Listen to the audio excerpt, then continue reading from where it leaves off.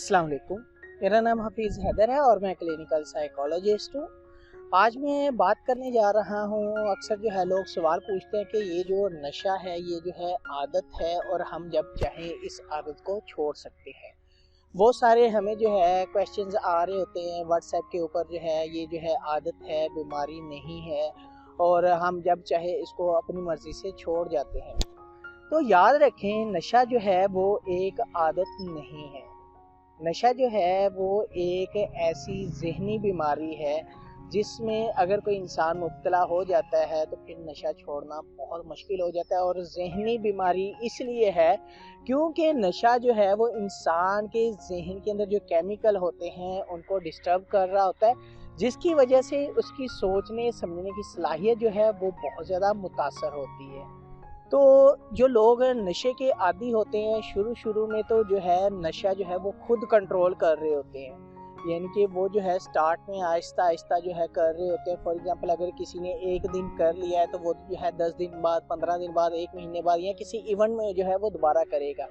लेकिन जैसे जैसे वक्त गुजरता जाता है, नशे का जो टॉलरेंस लेवल है वो बढ़ता रहता है और जैसे जैसे वो बढ़ता रहता है वो जो डेज हैं वो भी कम होते रहते हैं। फॉर एग्जांपल, अगर किसी इंसान ने जो है 7 दिन के बाद जो है नशा करने की उसकी जो है एक हैबिट बनी हुई है और 7 दिन के बाद जो है वो कर रहा है और वो समझता कि ये जो है मेरी आदत है, लेकिन एक टाइम ऐसा आएगा कि वो जो है 6 डेज बाद करना शुरू कर देगा, फिर जो है वो 5 डेज के ऊपर आ जाएगा, फिर जो है 4 डेज के ऊपर आ जाएगा और इवन के एक स्टेज ऐसी आती कि वो जो है रोज़ाना करना शुरू कर देता है। और यहाँ पर भी जो है उसकी जो सोच है वो समझने पर जो है ये चीज़ फोकस नहीं कर रही होती कि नशा जो है अब वो जो है उसकी जो आदत जिसे वो समझता है वो अब आदत नहीं रही, और जिसे वो समझता है कि वो जो है खुद इसे कंट्रोल कर सकता है तो वो जो है इसे कंट्रोल नहीं कर पा रहा। और वो जो है नशा इसके जहन के जो है वो बहुत सारे ऐसे केमिकल्स होते हैं जिनको वो डिस्टर्ब कर रहा होता है और उसकी सोचने समझने की सलाहियत को मुतासर कर रहा होता है। तो वो जो है जब इन चीज़ों को समझ नहीं पाता तो नशे का जो टॉलरेंस लेवल है वो ऑटोमेटिकली इंक्रीज होता रहता है, जिसकी वजह से वो जो है उसके अंदर क्रेविंग पैदा होती है और वो जो है जैसे ही उसकी जो है वो सेटिस्फेक्शन पूरी हो जाती है, जैसे वो नशा करता है तो वो जो है उससे सेटिस्फाइड हो जाता है और वो खुश हो जाता है और अपनी जो है नॉर्मल रूटीन गुजारना शुरू कर देता है। तो नशा जो है वो एक ज़हनी मर्ज़ है, इसका इलाज बहुत ज़रूरी है। बहुत सारे सवाल जो है लोग ये करते हैं कि नशे का कोई इलाज नहीं है। नशा जो है वो उसका कोई इलाज जो है इतना ख़ास नहीं है, इतना ज़रूरी भी नहीं है, जब चाहे इंसान छोड़ सकता है। तो सोचने वाली बात ये है कि जब वो जो है नशा छोड़ सकता है तो वो जो है फिर छोड़ क्यों नहीं पाता। बहुत सारे सवालात जो है उनके माइंड में खुद ही पैदा हो रहे होते हैं कि मैंने जो है अगर 10 दिन के बाद जो है करता था तो वो जो है अब एक दिन में, इवन के एक दिन में 2 बार कर रहा होता, तो क्यों कर रहा होता है।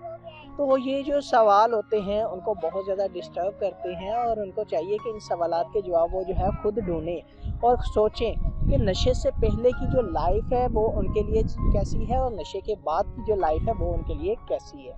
नशा जब वो नहीं करते थे तो वो जो है अपने एक दिन जो है वो कैसे गुजारते थे और अब जो नशा कर रहे हैं तो वो जो है अपनी रूटीन और अपना एक दिन कैसे गुजार रहे हैं। अगर कुछ डेज जो है अगर इनको नशे से दूर रखा जाए तो इनके अंदर जो है बहुत सारी ऐसी साइकोलॉजिकल और फिजिकल सिम्टम्स आना शुरू हो जाती हैं, लेकिन ये लोग जो है फिर भी इसके बावजूद नहीं समझते कि नशा जो है वो एक बीमारी है। वो फिर भी यही समझ रहे होते हैं कि ये जो है एक आदत है। तो ये इनकी जो सोच है ये गलत है, क्योंकि नशे की वजह से जो है ज़हनी केमिकल डिस्टर्ब हो जाते हैं। फॉर एग्जांपल, अगर कोई इंसान बीमार है और वो जो है सिंपल एक पैनाडोल की जो है टैबलेट लेता है और वो जो है सेटिस्फाइड हो जाता है कि मेरी जो सर के दर्द है वो ख़त्म हो गई या मेरी जो हेक्टिक रूटीन है वो जो है अब उसकी वजह से पैदा होने वाली जो दर्द है वो ख़त्म होगी। इवन कि वो जो एक पैनाडोल की गोली है वो उसके जिस्म के अंदर जाकर कुछ केमिकल चेंजेस करती है, जिसकी वजह से उसकी जो है एक ऐसी कैफियत तारी हो जाती है जिससे उसे लगता है कि वो जो है उसकी जो पेन है उससे उसको रिलीफ मिल गई है, जो हेक्टिक रूटीन से पैदा होने वाला स्ट्रेस है वो जो है काम डाउन हो गया है।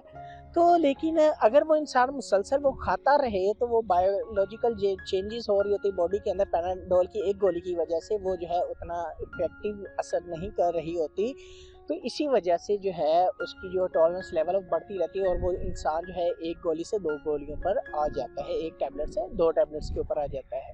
तो क्योंकि कोई भी एक्सटर्नल केमिकल जब भी इंसान के जिस्म के अंदर जाता है तो वो जिस्म के मुख्तलिफ केमिकल्स के ऊपर जाकर जो है इफ़ेक्ट कर रहा होता है। वो जो इंटरनल केमिकल्स हैं बॉडी के अंदर, वो जो है एक्सटर्नल केमिकल्स के अंडर आकर जो है अपनी जो फंक्शनिंग है उनकी वो चेंज हो जाती है, जिसकी वजह से इंसान को जो है जो मुख्तलिफ उसने एसोसिएट की होती हैं सेटिस्फेक्शन लेवल, वो जो है उनका कंप्लीट हो जाता है, कंफर्ट जोन के अंदर वो आ जाते हैं।